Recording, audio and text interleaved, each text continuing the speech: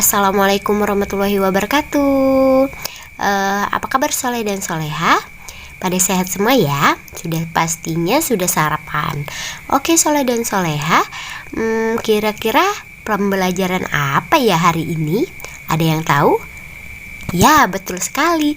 Ya, kita akan membahas tentang tema 6 energi dan perubahannya, yaitu bahasa Indonesia menemukan dan menjelaskan kata-kata penting. Informasi tentang perubahan energi dalam kehidupan sehari-hari dapat sebuah teks. Ketika membaca sebuah teks, kita akan menemukan kata-kata penting yang belum diketahui maknanya. Kita dapat mencari makna kata-kata tersebut dalam KBBI. Kamu juga dapat bertanya kepada guru-guru atau orang tuamu. Nah, jadi kita akan membahas tentang yaitu menemukan kata-kata penting dan penjelasannya. Nah, di sini ada sebuah teks ya, Nak. Pemanfaatan angin sebagai energi alternatif. Energi angin dimanfaatkan manusia sejak dulu, misalnya untuk menggerakkan kapal, layar. Energi angin juga digunakan untuk menggerakkan kincir angin. Selain itu, kincir angin juga digunakan untuk menggerakkan mesin penggiling biji-bijian menjadi tepung. Saat ini, energi angin dimanfaatkan sebagai pembangkit listrik. Kincir angin raksasa akan menggerakkan turbin penghasil listrik. Teknologi tersebut dikenal dengan sebutan pembangkit listrik tenaga bayu atau PLTB. PLTB pertama kali di Indonesia terdapat di Kabupaten Sidereng, Rampang, Sulawesi Selatan. Tenaga angin sebagai sumber energi alternatif yang lebih ramah lingkungan dan tidak akan habis meski digunakan terus-menerus. Namun kekuatan angin tidak selalu tetap. Angin terkadang berhembus kuat, kadang tidak sama sekali. Jumlah energi yang dihasilkan jumlahnya menjadi tidak sama setiap waktunya. Nah, itu dia teks yang telah kita baca. Nanti kita akan menemukan kata-kata penting dari teks tersebut yang mungkin kita belum pernah tahu apa artinya. Ya, biogas energi yang berasal dari angin, panas bahan bakar dari minyak nabati, turbin gas dari pembusukan kotoran ternak. Energi bayu alat untuk mengubah energi matahari, panel surya penghasil listrik dari gerak. Biofuel blok padat mudah terbakar, briket energi yang berasal dari matahari. Nah, itu untuk kata-kata yang penting yang belum kita ketahui. Nah, di sini ada kata biogas, makna gas dari pembusukan kotoran ternak. Kalimat informasinya yaitu biogas merupakan sumber energi alternatif yang berasal dari kotoran ternak. Panas yaitu energi yang berasal dari matahari. Kalimatnya, panas adalah sumber energi alternatif yang berasal dari matahari. Turbin penghasil listrik dari gerak. Turbin adalah mesin yang memiliki baling-baling untuk menghasilkan listrik. Energi bayu yaitu makna energi yang berasal dari angin.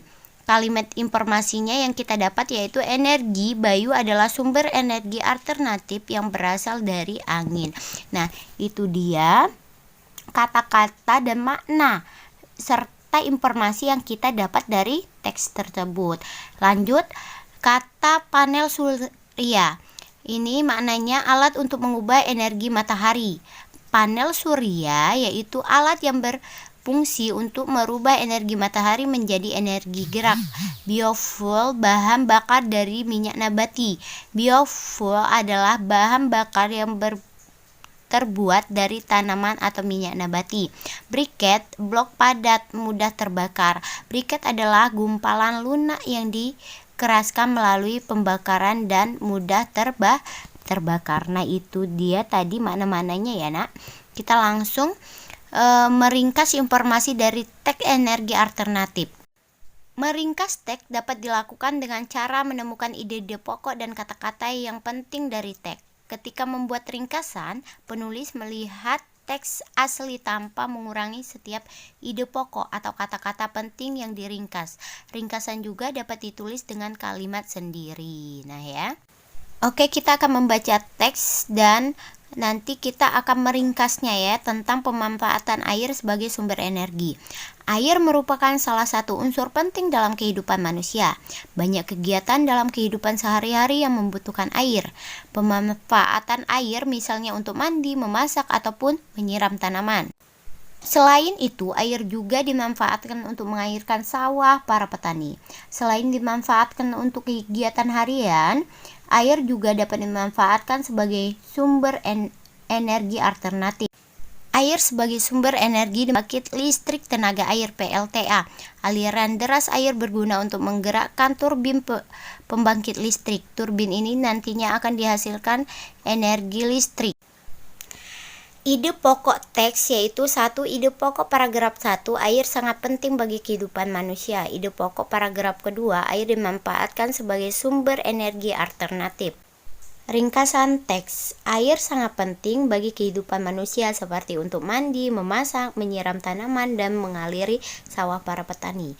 Air juga dimanfaatkan sebagai sumber energi alternatif di mana aliran deras air akan memutar turbin pembangkit tenaga listrik pada PLTA sehingga memenuhi kebutuhan listrik penduduk. Nah, itu dia ringkasan dari teks yang telah kita baca tadi. Nah, ini adalah ringkasannya. Ringkasan adalah itu rangkuman singkat yang kita buat ya nak ya. Untuk materi ini bagaimana pemahamannya? Insya Allah paham ya. Kita lanjut, yaitu menyimpulkan informasi dari teks tentang energi alternatif. Informasi dari teks dapat diperoleh setelah kita membaca teks secara keseluruhan dan cermat. Kita pun dapat menyimpulkan informasi dari teks. Langkah-langkahnya sebagai berikut. 1. Membaca informasi dari teks dengan cermat. Yang kedua, mencatat hal-hal pokok isi informasi yang didapat. 3. Membuat kesimpulan informasi dengan cara menyusun pokok-pokok informasi menjadi kalimat yang baik dan benar. Nah, itu dia, yaitu yang harus kita lakukan dalam menyusun langkah-langkah ya. Lanjut ke teks berikutnya, yaitu pemanfaatan kotoran ternak sebagai biogas. Kotoran hewan ternak seringkali dibuang, padahal kotoran ternak dapat diolah menjadi sumber energi alternatif yang disebut biogas. Biogas termasuk sumber energi yang dapat diperbarui. Pemanfaatan biogas dapat mengurangi penggunaan bahan bakar minyak. Penggunaan biogas selain ramah lingkungan juga relatif lebih murah. Terdapat beberapa tahap dan proses pembuatan biogas. Proses pembuatan biogas diawali dengan mengumpulkan kotoran ternak pada sebuah bak pengaduk. Kotoran ternak di bak pengaduk akan ditambah air hingga menjadi lebih encer. Setelah itu kotoran ternak yang sudah encer dialiri ke dalam bangkai pengolah. Kotoran ternak akan mengalami proses pembusukan dibantu oleh bakteri sebagai agen pembusuk di tangki pengolahan. Proses pembusukan dilakukan selama minimal 14 hari hingga dapat menghasilkan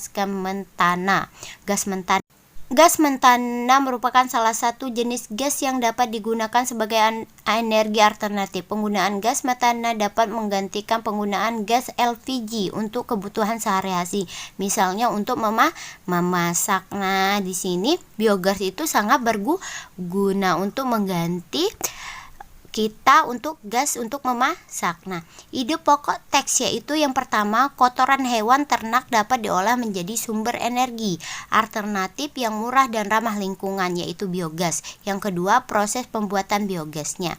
Kesimpulan dari teks yaitu kotoran hewan ternak dapat diolah menjadi sumber energi alternatif yang murah dan ramah lingkungan, yaitu biogas.